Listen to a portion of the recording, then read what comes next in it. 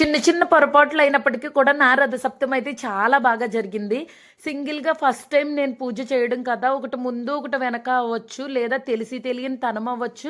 But పూజ అయితే చాలా బాగానే జరిగింది. ఎప్పుడూ అమ్మ వాళ్ళ ఇంటి దగ్గర చేస్తూ ఉండేదాన్ని. తర్వాత ఇక్కడ అత్తయ్య హెల్ప్ ఉండేది.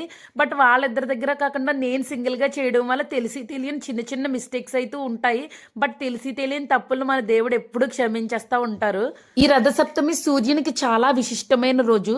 ప్రతి సప్తమి తిథి నాడు సూర్యకాంతి చాలా విశేషంగా ఉంటుందంట. ఈ రథసప్తమి రోజు ఆకాశంలోని నక్షత్రాలన్నీ కూడా ఒక రథాకారంలో ఉంటుందంట.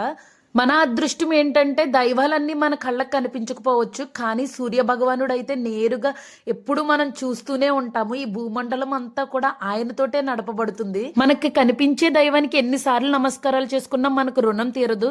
అందుకే ఇప్పటికీ కూడా మన పెద్దలు ఎప్పుడు ఎర్లీ మార్నింగే లేచి సూర్య నమస్కారం చేసుకుంటే తప్ప ఏమీ తినరు. మీలో ఎంతమంది సూర్య నమస్కారం చేసుకుంటే తప్ప ఏమీ తినకుండా మన పెద్దవాళ్ళ ఆచారాన్ని ఫాలో అవుతున్నారన్నది కామెంట్ సెక్షన్ లో అయితే మెసేజ్ చేసేయండి.